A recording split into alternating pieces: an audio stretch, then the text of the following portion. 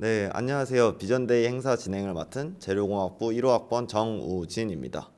지금 이제 두 번째 타임인데요. 두 번째 타임에는 이제 과학기술정보통신부 과장 박지연 과장님께서 참석해 주셨습니다. 혹시 먼저 자기소개 부탁드려도 될까요? 네, 안녕하세요. 저는 박지현이라고 하고 과학기술정보통신부에서 일하고 있습니다.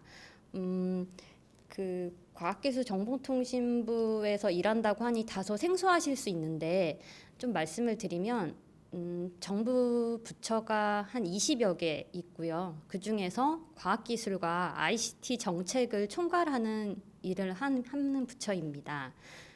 그 부처에서는 저희 재료과하고 관련 있는 소재, 바이오, 우주, 원자력 이런 R&D 정책도 하고, 그리고 IT 관련해서는 통신, 방송, AI, 소프트웨어의 지능과 규제 정책을 총괄하고 있습니다.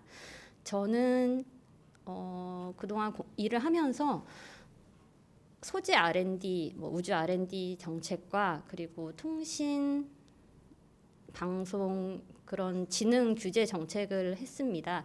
지금 요즘 하고 있는 일은 지금 5G 상용화를 2019년 4월에 했는데 그 이후에 사실 5G 품질에 대해서 불만도 있고 하는 경우가 있는데 국민들이 좀 만족하는 품질을 될 수 있도록 망구축과 여러 가지 제도 추진을 통해서 그 통신사로 하여금 품질을 개선할 수 있도록 하는 노력을 하고 있고요. 그리고 제가 최근에 인사이동으로 업무가 바뀌어서 지금 최근에 하는 일은 이제 그 미디어 콘텐츠 관련해서 지능과 그 R&D 지원 업무를 하고 있습니다. 정말 진짜 다양한 업무를 하고 계시군요. 5G 저는 아직 안 써봐가지고 사실 네, 그렇습니다. 일단 바쁘신 일정에도 저희 재료공학부의 요청에 흔쾌히 응답해주신 박지현 연사님께 재료공학부 구성원을 대표하여 감사 말씀드립니다.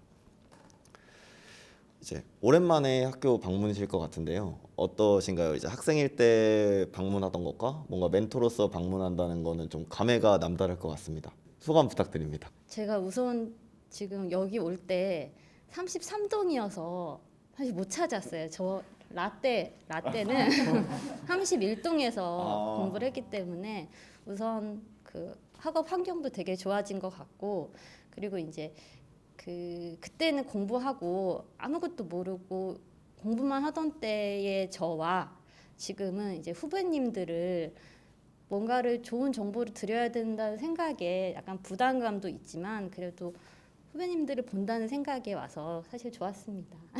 네.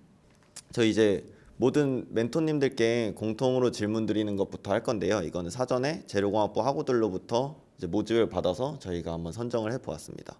이제 첫 번째로 저희 재료공학부 학우들이 갈 수 있는 진로가 되게 많아요. 뭐 대기업을 갈 수도 있고 변리사나 뭐 변호사 이런 것이 될 수도 있고 뭐 대학원 나와서 대학원 나와서 연구직 등이 될 수 있는데 그 중에서도 특히 공직을 선택하신 이유가 어떤 것인지 그리고 언제쯤 결정하게 되셨는지 궁금합니다. 제가 어렸을 때부터 우리나라를 발전시키는데 기여하고 싶다는 생각을 가지고 어렸을 때 장래희망이 그래서 그런 관련된 사항이 있었고요. 하지만 장래희망이 다 바뀌잖아요. 그래서 저도 과학자도 되고 싶고 여러 가지 되고 싶었는데 이제 과학고와 공대를 진학하고 이제 살아오면서 제가 적성이 이과 쪽에 적성도 있지만 문과 쪽에도 적성이 있다는 거를 깨닫게 됐습니다.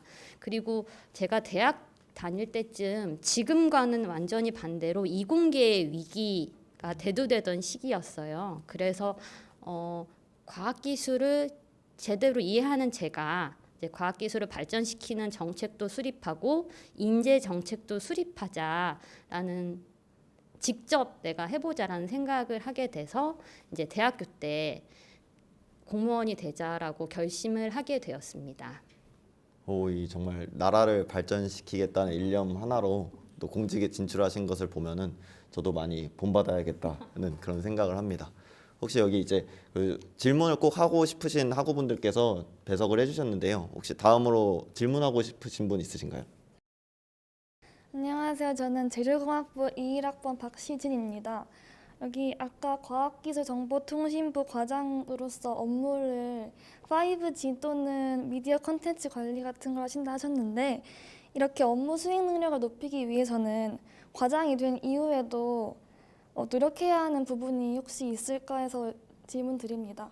중앙부처 과장은 이제 사기업의 대리 과장 같은 직급과는 조금 다르게 그 과를 진짜 총괄하는 역할을 합니다. 그래서 과장으로서 중요한 업무가 사실 두 가지인데요. 우선 그 업무를 제대로 하는 게 첫 번째 있고, 두 번째 이제 관리자로서의 역할을 잘 수행을 해야 됩니다. 근데 업무를 잘 하려면 사실 이 공무원이 돼서 하는 일이 굉장히 다양한데, 그 과에 한 직원들이 사무관이 한 4명 정도 있다고 보면 사무관 한 명이 소재 R&D 정책을 총괄을 하고, 한 명은 뭐 나노 R&D를 총괄하고, 한 명은 무인 이동체를 총괄하는 식으로 굉장히 다양하고 어려운 일들을 하고 있습니다. 과장은 그것들을 총괄해서 합리적인 결정을 적기에 내려주는 게 가장 중요한 일입니다. 그래서 여러 가지 다양한 전문가와 국민들의 의견으로부터 다양한 정보를 수집하고, 그리고 그 정보들로부터 필요한 정보를 추출해서, 그리고 이해관계자를 설득해서 그 합리적인 결정을 내려주는 게 중요하기 때문에 그런 그 공무원의 역량에 필요한 것들을 제가 개발할 수 있도록 사실 끊임없이 개발하고 노력해야 되는 거는 공무원이 처음 돼서부터 공무원이 끝나는 순간까지 사실 해야 되는 일이라고 생각하고, 저도 제 단점을 이제 파악하고 독서나 이제 다른 사람들, 우수한 사람들을 통해서 계속 개발하려고 노력을 하고 있습니다. 그리고 이제 일을 하다 보거나 아니면 공부를 하다 봐도 꼭 멘토를 찾겠다는 의식적인 생각이 아니더라도 보다 보면 나의 성향에 맞는 멘토가 보일 때가 있어요. 그럼 그 멘토를 나의 혼자 마음속으로 정하고, 이제 어려운 것들은 상의도 하고, 이렇게 궁금한 건 물어보면서 이제 해결책을 찾아가고 하는 방법이 제가 발전시키는 그런 방법이라고 할 수 있습니다. 아, 네, 감사합니다. 정말 리더로서의 자질이 가장 필요한 지금 직책을 맡고 계신 것 같습니다. 네. 혹시 다음으로 질문하실 분 있으신가요?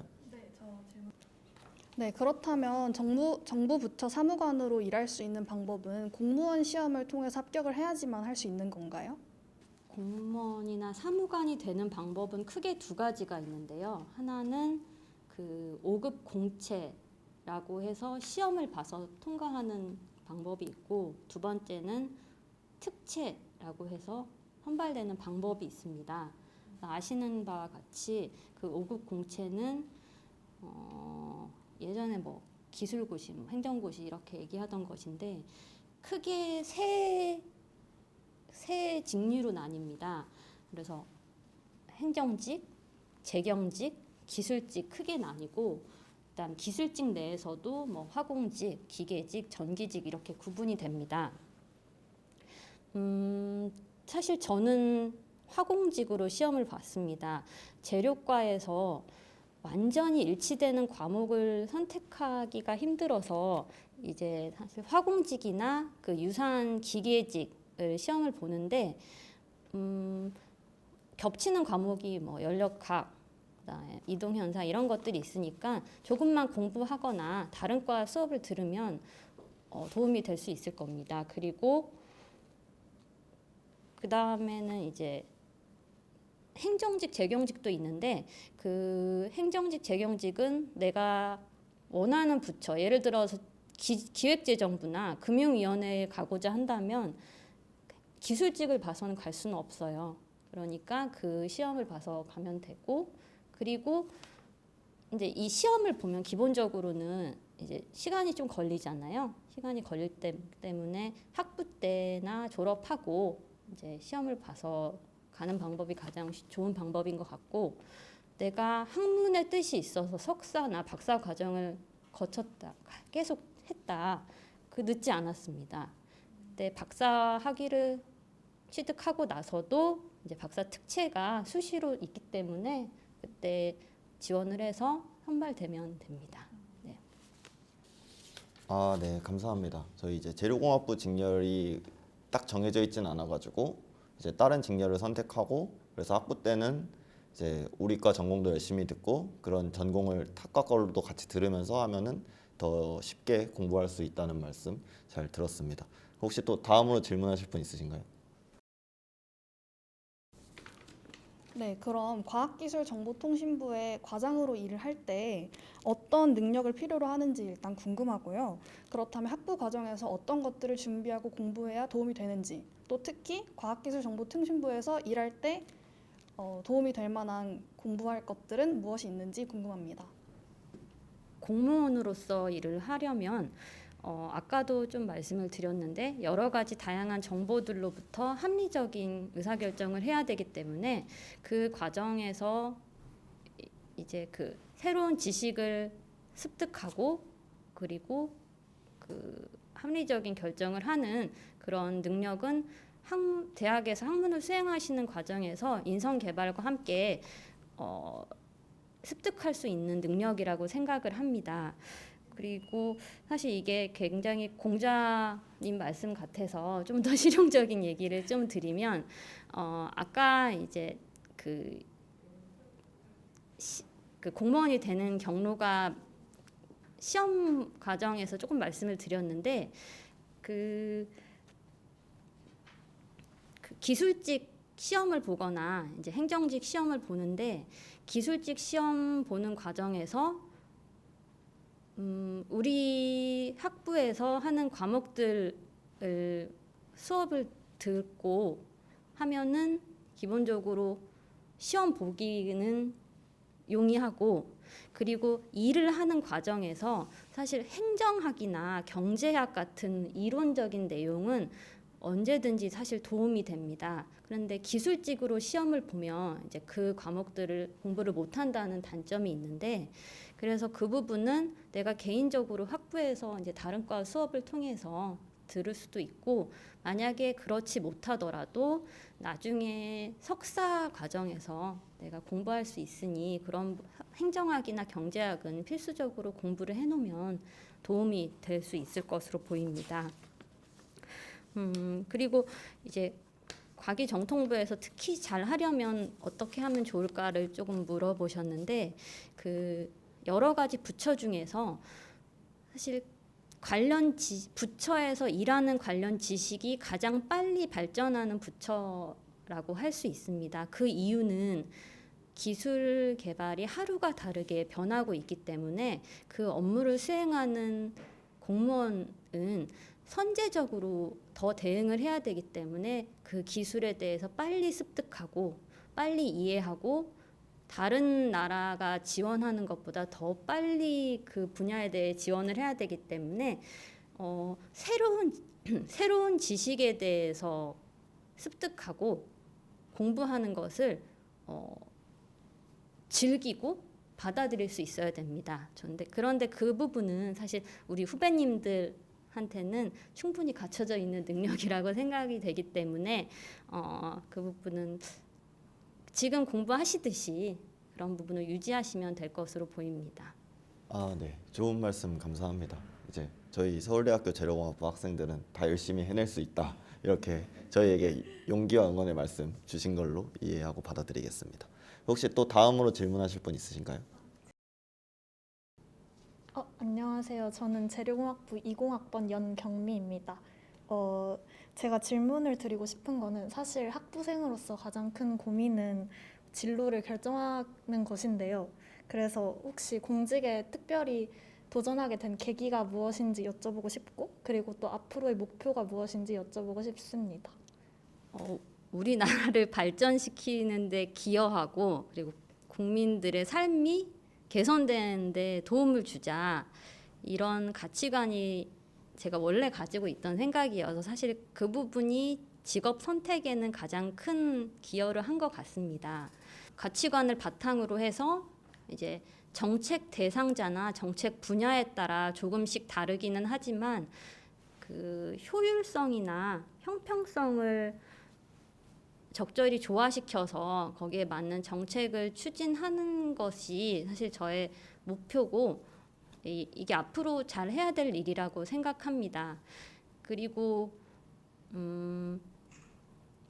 사실 과기정통부에서 일을 하기 때문에 우리나라가 경쟁력을 가질 수 있는 분야에 대해서 선제적으로 그 유망 기술이나 산업 분야를 발굴하고 지원하는 것을 앞으로도 하고 싶습니다. 네, 좋은 말씀 감사드립니다. 항상 나라를 저도 응원하겠습니다. 혹시 다음으로 질문하실 분 있으신가요? 혹시 과학기술정보통신부에서 일하면서 특별히 보람을 느끼는 때가 있으면 언제인지 말씀해 주실 수 있을까요? 최근에 한두 사례만 좀 말씀을 드리면 대한민국 주파수 전략을 수립을 했는데 그때 필요한 주파수 자원들이 뭐 이동통신 주파수, 자율주행차, 뭐 IoT 이런 위성 다양한 주파수들을 향후 5년 계획을 수립하는 것이었습니다. 사실 많은 이해관계자들도 있고 주파수 자원은 무선 통신을 다 주파수로 하기 때문에 사실 부족한 상황입니다. 이때 이제 창의적인 문제 해결 방안을 이용해서 이제 그 문제를 해결했을 때 많은 보람을 느꼈습니다. 그리고 두 번째는 이제 외교부 공무원이 아니더라도 각 부처 공무원들이 국제 협력 업무를 할 기회가 많이 있어요. 제가 이제 국제 기구에서 우리나라 그 대표단으로 해서 일을 할 때 사실 강대국들 사이에서 우리나라 이익을 달성하기가 쉽지 않았는데 그런 부분을 여러 전문가나 이제 네트워크의 도움을 받아서 이제 우리나라에 최대한 국익에 도움이 되는 방향으로 그 결론이 지어졌을 때 그런 부분에서 보람을 느꼈습니다. 네, 좋은 말씀 감사드립니다. 저희가 알게 모르게 큰 도움을 받고 있었던 것 같습니다. 혹시 다들 궁금해하실 질문이면서도 불편하실 수 있는 질문인데 혹시 이제 워라벨이 어떻게 되는지 가장 또 궁금합니다. 다들 공무원은 칼퇴한다. 워라벨이 되는 직업이고 안정적이다. 이게 이제 공무원에 대한 인식인 것 같습니다. 그런데 이제 중앙부처에서 일을 하면 아까도 말씀드리지만 기본적으로 일은 많습니다. 예를 들어서 산무관 한 명이 소재라고 하면 철강, 유기, 세라믹 이런 업무를 다 하는데 그게 사실 쉽지는 않습니다. 그래서 여러 연구기관들, 기업들, 전문가들의 지원을 받는 건데 그렇게 하기 위해서 많은 시간이 필요하고요.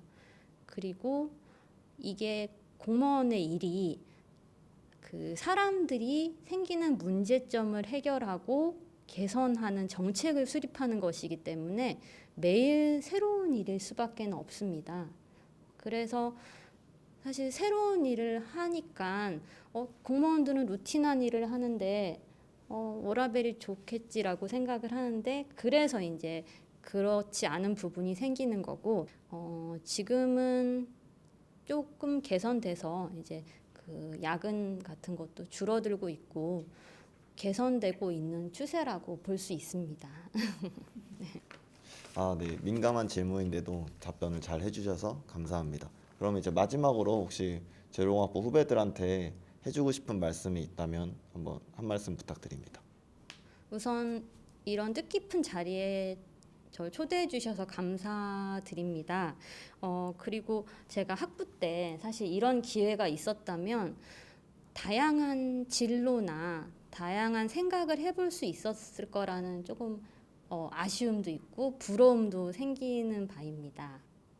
사실 우리 학부를 졸업하면 석사, 박사를 가거나 아니면 기업으로 취업하고 이런 것들이 굉장히 많은데 제가 일을 해도 다른 부처에도 사실 우리과 선후배 친구들이 많지는 않습니다.